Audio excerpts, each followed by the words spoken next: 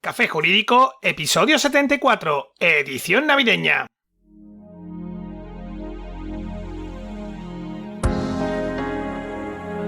Muy buenas tardes, bienvenido un día más, hoy jueves, día 10 de diciembre. Mi nombre es Juanma Delgado y esto es Café Jurídico, un espacio de divulgación jurídica donde, en el tiempo que dura un café, abordaremos novedades legislativas, interpretaciones de doctrina y jurisprudencia sobre distintas temáticas, aprenderemos a manejar herramientas para la eficacia y la productividad profesional y, en definitiva, nos acercaremos de una forma amena y distendida al sector jurídico.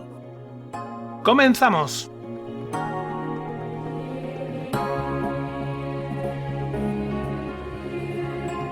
Los virus informáticos deberían ser considerados como vida. Pienso que esto dice algo acerca de la naturaleza humana, que la única forma de vida que hemos creado es puramente destructiva. Hemos creado una forma de vida a nuestra imagen y semejanza. Esta frase de Stephen Hawking lo dice todo, y aunque pueda parecer increíble, no hace falta ser un científico para que esto nos dé que pensar. Ayer arrancaba la jornada revisando el correo electrónico del puente y sorpresa, seguro que a ti nunca te ha pasado esto. Entre otros mensajes tenía una transferencia a mi nombre por importe de 2.089,13 euros que requería mi identificación en la página del banco para ser aceptada. Diversos furofas que, según me decía el propio mail que me remitía, debía descargar desde un ordenador con sistema operativo Windows para poder verlos. También tenía un contacto muy interesante de una persona de la que jamás he oído hablar porque es de un país remoto pero que quiere traerse una herencia a Europa y necesita que le dé mis datos para ayudarle a traer su dinero a cambio de un suculento 30% de su fortuna. Además, algunos avisos de devoluciones de pedidos que están pendientes de que meta mi contraseña, mensajes de información de que debo cambiar mi PIN inmediatamente para poder continuar utilizando mi tarjeta bancaria, para lo que me piden que metan todos los datos de mi tarjeta y, por supuesto, no podían faltar mensajes para comprar Viagra. Estoy seguro que el día que me haga falta conseguirla no recibiré ninguno. Pero, de entre todos los mensajes, había uno que me llamó especialmente la atención. Y era el correo que tenía una alerta sobre el Instituto Nacional de Ciberseguridad, INCIBE, relativa a la campaña activa de malware usando como excusa el plan de movilidad del Ministerio de Sanidad para este puente de la Constitución del 2020. En esta campaña, el correo que uno recibe se hace pasar por un remitente legítimo en nombre del Departamento de Salud de España, con una dirección de correo que no lo es, y el mensaje en sí tiene como asunto comunicación urgente, COVID-19, identificación tal, con unos números ahí puestos. Como reza la propia página del INCIBE, en el cuerpo del mensaje se muestra un mapa con las supuestas zonas bloqueadas actualmente a nivel nacional e invita a consultarlas mediante un enlace que apunta a un supuesto archivo de hoja de cálculo disponible para descargar junto al mensaje. Descarga todas las hojas de cálculo juntas, 128 kilobytes. Obviamente, como imaginarás, es importante no hacer clic en el enlace porque es el comienzo de la descarga del malware y, seguramente, de un dolor de cabeza informático. Desde luego, cuando uno cree que ya ha visto todo tipo de engaños e inmundicias, siempre hay alguien que consigue sorprenderte con una nueva variante.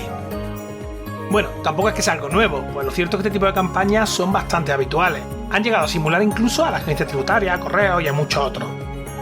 El caso es que he pensado que sería una buena idea dedicar un programa a hablar de todo este tipo de cuestiones, y más concretamente del phishing, una práctica cada día más habitual que puede ser definida como el conjunto de técnicas que tienen por finalidad engañar a una víctima ganándose su confianza, suplantando la identidad de una persona, empresa o servicio, y todo ello para manipularla y hacer que realice acciones que no debería realizar, como por ejemplo revelar información confidencial, normalmente relacionada con los datos bancarios, pero puede ser de otra naturaleza. En un momento vamos a conocer más sobre esta técnica, cómo protegernos para evitar ser víctimas y cuál es su marco normativo y la respuesta jurídica frente a este tipo de situaciones. Pero antes, cursosjurídicos.es, el entorno virtual de aprendizaje creado por y para profesionales del sector jurídico, aportando una visión de 360 grados sobre todos los aspectos relativos al ejercicio de este tipo de profesión, con un enfoque práctico y muy orientado a la adquisición de competencias.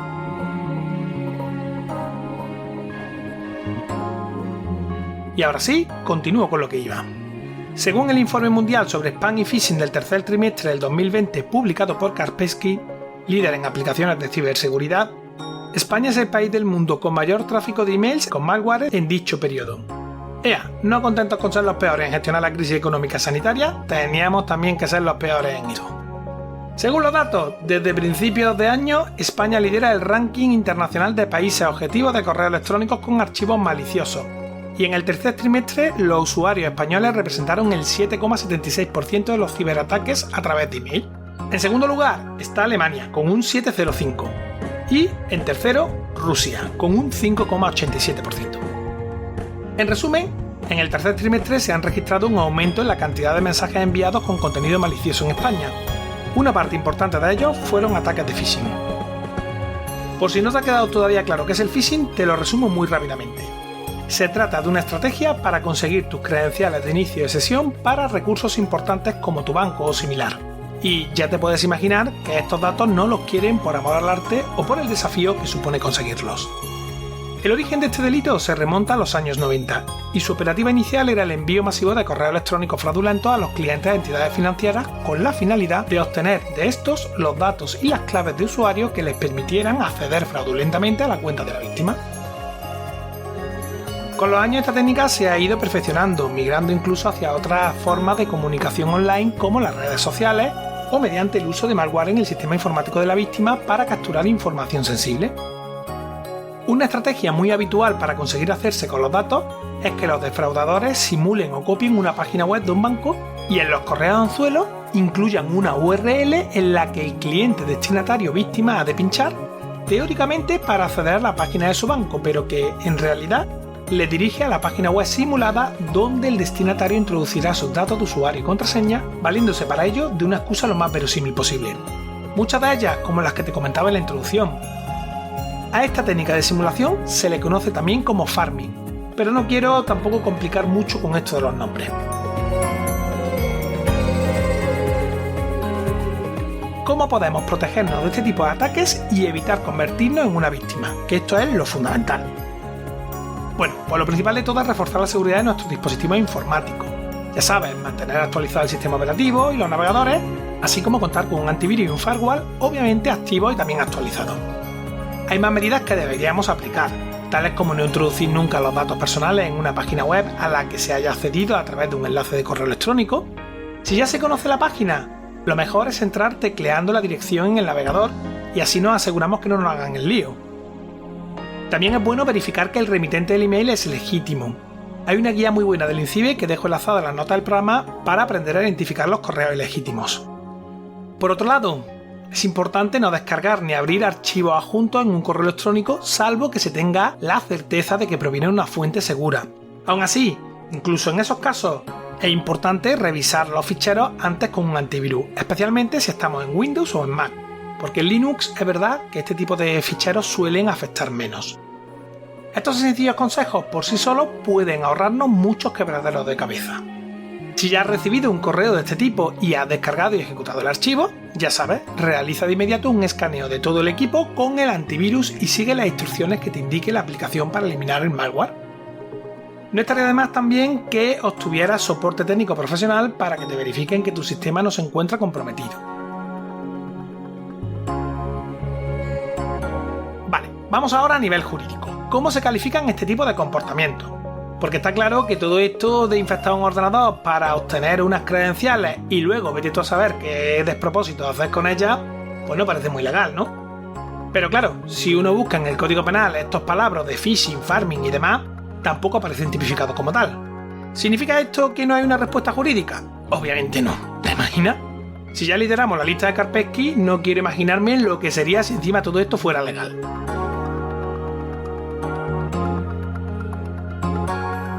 Para determinar los tipos penales del phishing, lo primero que tenemos que tener claro es lo que sucede exactamente.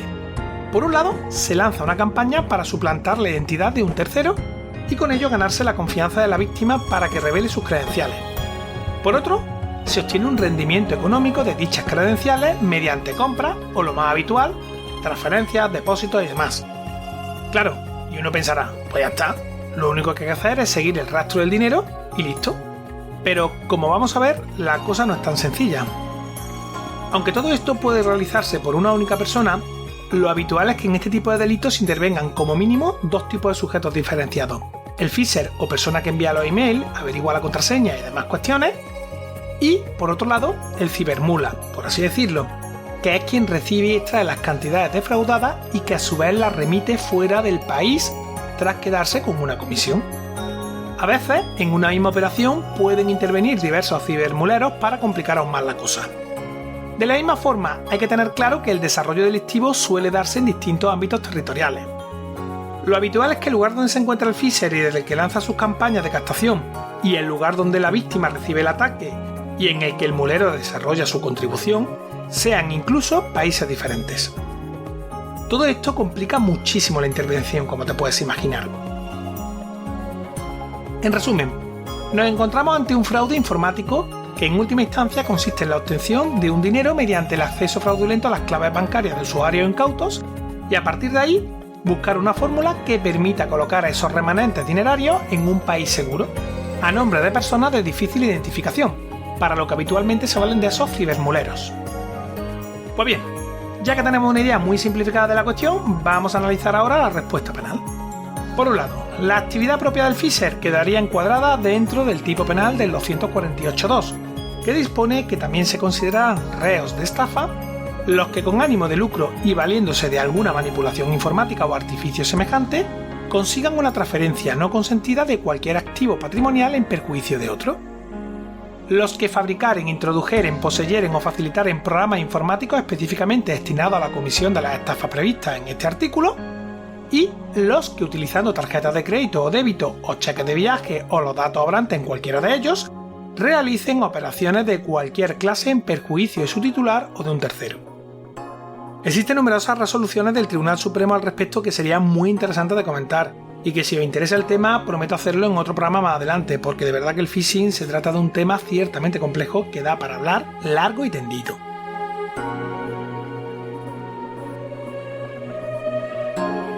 Respecto a la actividad del cibermulero, que habitualmente suele ser también una víctima del phisher aunque obtenga una pequeña remuneración por su participación.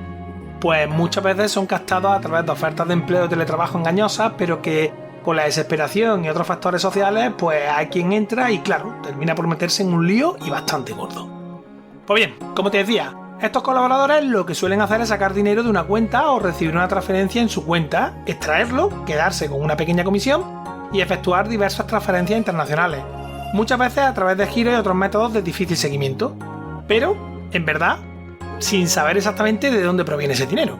Claro, si lo piensas, la actividad de estos cibermuleros a priori no tiene por qué encajar con el tipo penal de la estafa del 248.2. Sin embargo, eso no significa que tales hechos no resulten sancionables desde un punto de vista penal. De hecho, lo son. Concretamente, en función de la participación exacta del cibermulero, podría responder de un delito de receptación del artículo 298. Grandes rasgos dice que el que con ánimo de lucro y con conocimiento de la comisión de un delito contra el patrimonio o el orden socioeconómico, en el que no haya intervenido ni como autor ni como cómplice, ayude a los responsables a aprovecharse de los efectos del mismo o reciba, adquiera u oculte tales efectos, será castigado con la pena de prisión de 6 meses a 2 años. Como decía, también podría enfrentarse a un delito de blanqueo de capitales imprudente del artículo 301 del Código Penal, que dice: el que adquiera, posea, utilice, convierta o transmita bienes, sabiendo que estos tienen su origen en una actividad delictiva cometida por él o por cualquier tercera persona, o realice cualquier otro acto para ocultar o encubrir su origen ilícito, o para ayudar a la persona que haya participado en la infracción o infracciones a eludir las consecuencias legales de su acto, será castigado con la pena de prisión, en este caso, al ser imprudente y operar el apartado 3 del mismo artículo, de 6 meses a 2 años y multa del tanto al triplo. Ninguna de estas figuras delictivas que se pueden aplicar al cibermulero, ni la del 298 ni la del 301, exigen un conocimiento pleno como tal del ilícito patrimonial previo. Como ves, los delitos informáticos pueden ser muy interesantes, actuales y complejos, ¿no te parece?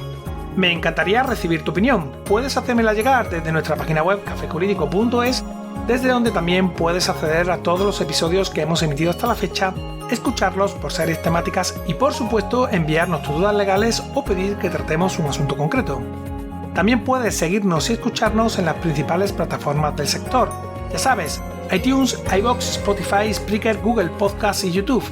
Suscríbete, emitimos programa los martes y jueves a las 4:30 de la tarde. En fin, me despido ya por hoy. Como siempre, muchas gracias por tu tiempo. Nos vemos el próximo jueves, donde, un día más, acompañados de un café, nos acercaremos de una forma amena y distendida a las novedades y cuestiones del sector jurídico. Entre tanto, cuídate mucho y adiós.